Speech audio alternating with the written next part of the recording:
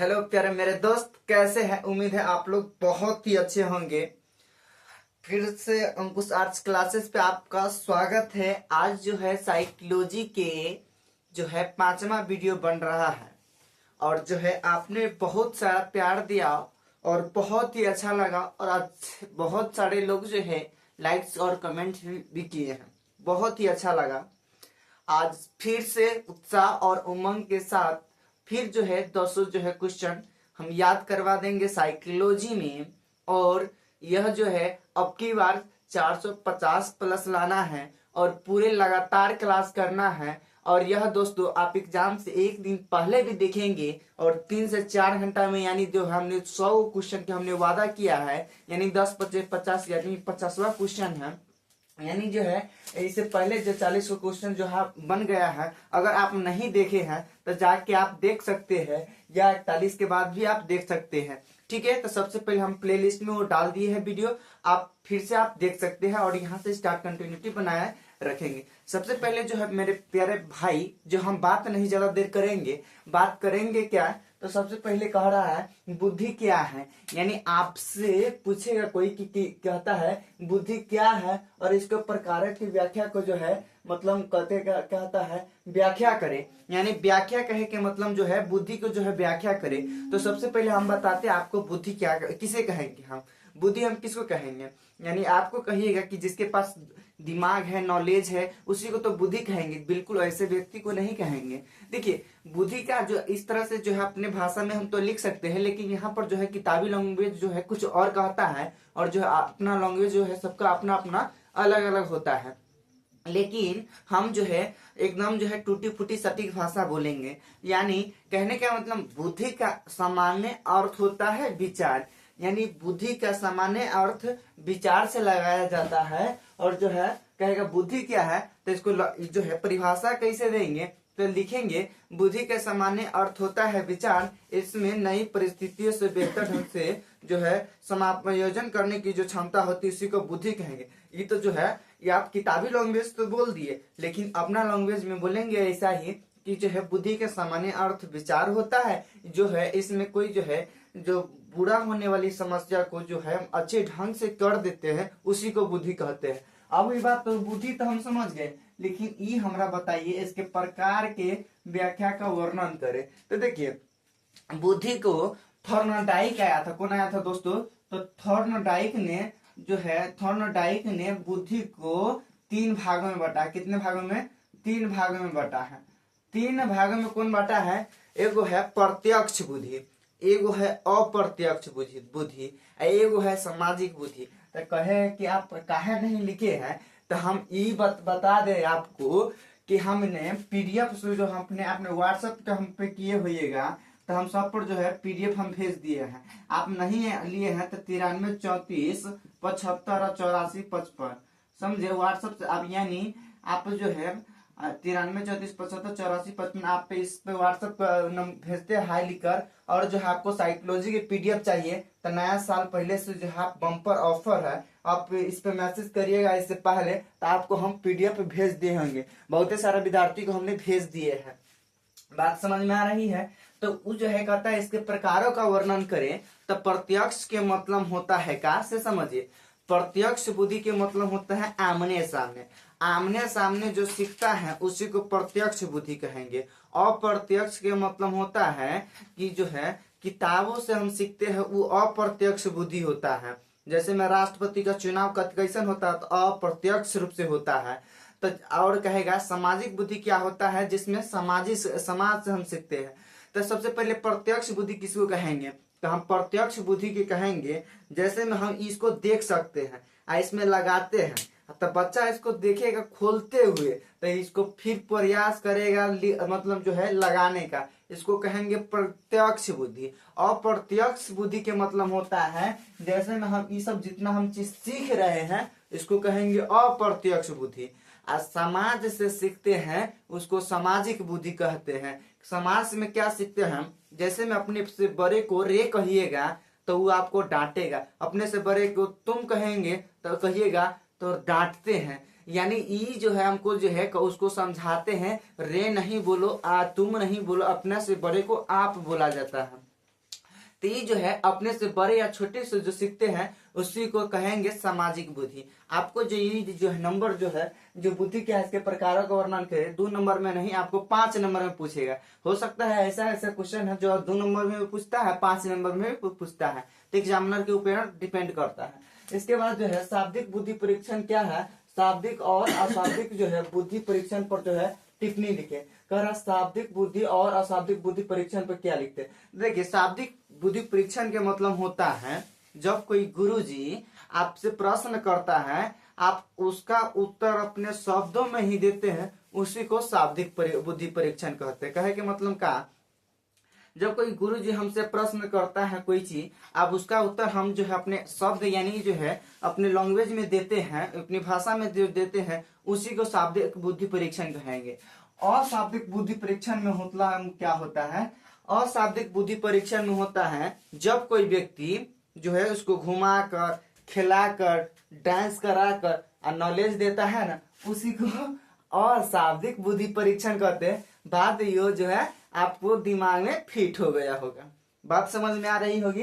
अब जो है देखिए मनोग्रस्ती एवं मनोबाध्यता में अंतर स्पष्ट करे। देखिए साइकोलॉजी में मेन बात होता है आपको सब चीज पता होता है, उसको अर्थ नहीं पता होता है।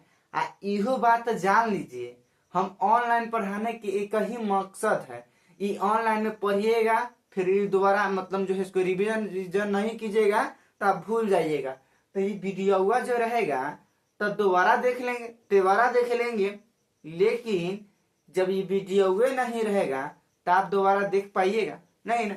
वैसा ही जो है कहता है मनोग्रस्ती मतलब एगो मनोबाध्यता में अंतर स्पष्ट करे। मनोग्रस्ती के मतलब होता है जब कोई व्यक्ति इच्छा के विरुद्ध जब बार बार मन में प्रश्न आता है, उसी को मनोग्रस्ती कहेंगे। मनोग्रस्ती एगो जो है मानसिक विकार है, यानी मानसिक एगो बीमारी है। आपके अंदर जो है इच्छा के विरुद्ध जो काम बार बार आएगा, उसी को मनोग्रस्ती कहेंगे। जैसे में आप जिसके बारे में ज्यादा सोचेंगे ना, वही आपके माइंड में है, बार बार आएंगे, उसी को क्या कहेंगे, मनोग्रस्ती। समझ में आ रही बात। अब जो है मनोबाध्यता में मतलब होता है जब कोई एक काम को एक ही बार करे, उसी को मनोबाध्यता कहते हैं।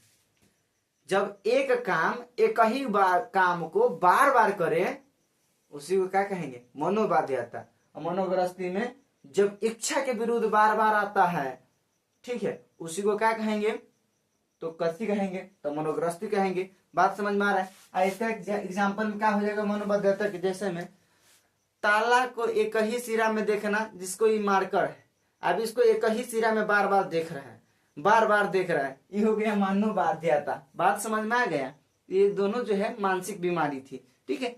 अब इसके बाद कहता है देखिए व्यक्ति के प्रकार के उपागम के 4 तत्वों का वर्णन करे। इसे 2024 में जो है क्वेश्चन बैंक में पूछा हुआ क्वेश्चन है। तो बात जो है इसमें जो हम आपको एक ऐसी बगल में हम नोट रखे हैं, जो है यहाँ पर जो है ये नोट जो हम बोले हैं इस नंबर व्हाट्सएप करने के लिए, आप व्हाट्सएप करिएगा तो ये नोट जो है आपको प्रोवाइड की जाएगी।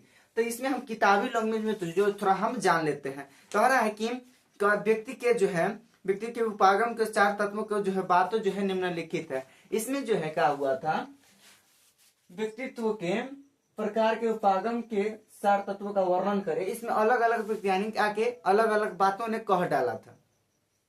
जैसे में बहुत सारे व्यक्ति आया था, जिसमें आया था क्या केशवर आया क्या आया था, तो आपसे पूछेगा केशवर के जो है व्यक्तित्व के 4 वर्ग है, स्थूल का, कृष्ण का, पुष्ट का और जो है विशाल का। सेलन के अनुसार 3 गो आया था, जो है गोलाकार, आयताकार, लंबाकार। कार्लिन के अनुसार व्यक्तित्व 3 प्रकार के, अंतर्मुखी, बहिर्मुखी। मेयर के अनुसार फिनबैन और रोजमैन मैन और ऐसे जो है फिर आया था 2 वर्ग में बटा था, टाइप ए, टाइप बी। अब ये सब जो है ऐसे ऐसे कुछ कह के चल डाला था। अब इसको जो है आप जो है याद कर लेते हैं तो आपको जो है 5 नंबर देगा, जितना हम बोले हैं। तो उसको रटने की कोई आवश्यकता नहीं है, इसको हम अच्छा से दूसरे हमको अथी में जो वीडियो में हम इसको अच्छा से डील करेंगे, आप टेंशन ना लीजिए। इसके बाद जो है 5वां जो क्वेश्चन कहता है आक्रामकता है, यानी 45 नंबर कह रहा है आक्रामकता क्या है और इसको प्रकार के जो है वर्णन करे। यानी आक्रामकता के मतलब होता है जब कोई व्यक्ति पुरानी समाज में जब आपको गवाही देता है और गवाही देता है तो वह आक्रामकता है। आप कह रहे हैं इसके पर कारणों का वर्णन करें। सबसे पहला कारण क्या है आक्रामकता का? क्या ऐसा काम करेंगे हम कि वो मेरे प्रति आक्रामकता रहेंगे? जैसे हम आप ही से पूछेंगे आक्रामकता क्या है। जैसे मैंने आपसे 100 जो है क्वेश्चन का वादा किए हैं और 100 वीडियो नहीं डालते हैं, तब पहला कारण है जो आपने काम बोले थे सर वो आपने काम नहीं किए हैं। दूसरा, आप जो है पीडीएफ बोले थे तो आपने पीडीएफ नहीं भेजे थे। इसी प्रकार जो है इसके कारणों को लिखे, जो कि किताबों पीडीएफ में हम पूरे बात को जो है निम्नलिखित ढंग से सजा रखा है। अब जो है डिस्ट्रेस एवं यूट्रेस में अंतर स्पष्ट करें। ये हर एक साल सेंटअप में और जो है फाइनल एग्जाम में देखने को मिलता है, तो इसलिए आप रट जाइए। इस डिस्ट्रेस क्या है और स्ट्रेस क्या है? डिस्ट्रेस के मतलब होता है जब कोई व्यक्ति जो है बिजनेस करता है और उसको जो है कभी लाभ भी होता है कभी हानि भी होता है, लेकिन उसको जो है हानिकारक पर जो है पर ज्यादा दबाव पड़ता है, उसी को डिस्ट्रेस कहते हैं ना। कहता है ये जो है अभी डिमोशन में रहता है। और यूट्रेस के मतलब वही होता है जब कोई व्यक्ति जो है बिजनेस करता है और उसको हमेशा सकारात्मक होता है, हमेशा लाभ होता है, हमेशा पौवारा होता है, उसी को यूट्रेस कहते हैं। इसमें क्या, जब कोई व्यक्ति जो है समूह में सकारात्मक और नकारात्मक दोनों प्रभाव पड़ता है और इसमें हानिकारक प्रभाव पड़ता है, डिस्ट्रेस कहेंगे। लेकिन इसी में स्ट्रेस में क्या होता है, जब कोई व्यक्ति जो है इस समूह में जो है बिजनेस करता है, हमेशा उसको जो है लाभ होता है, उसी को क्या कहेंगे, स्ट्रेस कहेंगे। बात जो है डिस्ट्रेस एवं स्ट्रेस में अंतर समझ में आ रही होगी बात। अब जो है 47 नंबर बात कहता है सकारात्मक स्वास्थ्य से आप क्या समझते हैं? सकारात्मक स्वास्थ्य कहे के मतलब क्या होता है, जब कोई व्यक्ति जो है स्वस्थ हो, समझ में आ रही बात, स्वस्थ हो, काम करने में फिट हो, मानसिक विकार न हो, उसी को हम सकारात्मक स्वास्थ्य कहेंगे। बात जो है एकदम समझ में आ रही होगी, मेरी बातों को जो है कोई बुरा नहीं लगता होगा।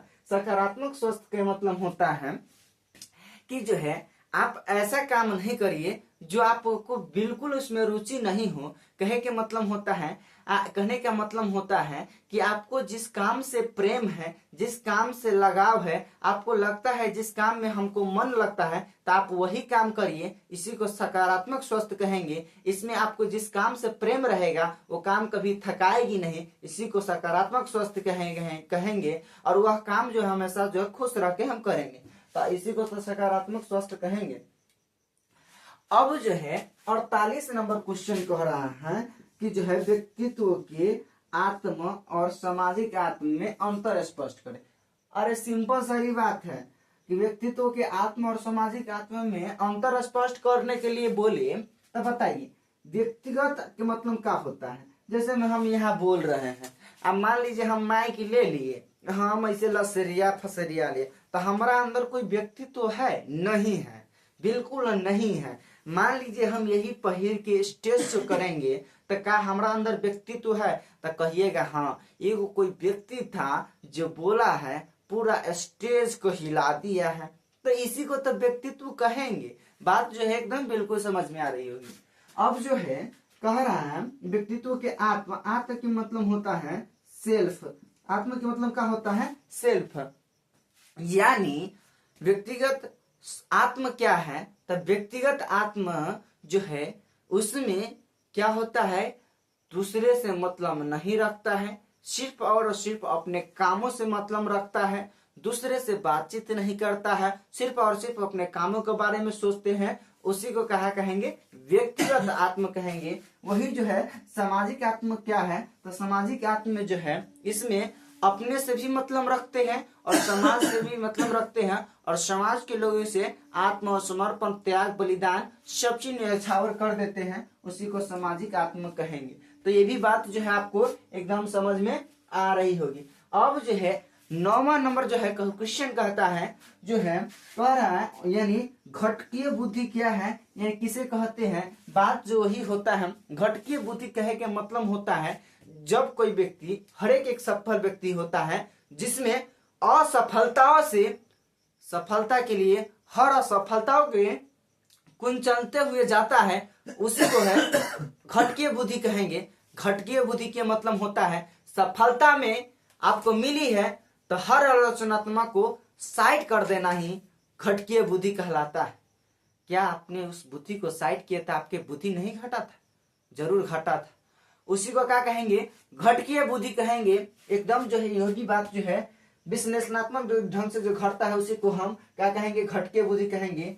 10वां नंबर क्वेश्चन कहता है अनुभाविक बुद्धि किसे कहते हैं? अनुभाविक बुद्धि क्या है? अनुभाविक बुद्धि के मतलब क्या होता है? जब कोई व्यक्ति जो है समाज से कोई चीज सृजनशीलता करता है, यानी जो है कोई चीज सीखता है, उसी को अनुभाविक बुद्धि कहेंगे। जैसे में आप मान लीजिए 2 भाई हो या 4 भाई हो या 1 भाई हो या 2 भाई हो, अपने घर से बड़े भी लोगों को देखिएगा, वह जब कुछ करेगा तो उसके अपने वह छोटे भाई को अपना अनुभव देंगे, और वो जब छोटे भाई को अनुभव देंगे उसी को क्या कहेंगे? अनुभाविक बुद्धि कहेंगे। बात जो है यह वीडियो में आप लोगों ने देखा है और वीडियो बहुत ही अच्छा लगा होगा और यह दमदार लगा होगा। और दमदार लगा है तो जिनका साइकोलॉजी है भेज दीजिए, आप अपनी गर्लफ्रेंड बॉयफ्रेंड के पास भी भेज सकते हैं। ये वीडियो देखिए, अच्छा लगा, धन्यवाद। वीडियो जो है देखने के लिए आप सभी को बहुत बहुत शुक्रिया, और फिर मिलते हैं कल की क्लास में। तब तक जो है बाय बाय, टाटा, फिर मिलते हैं नेक्स्ट क्लास।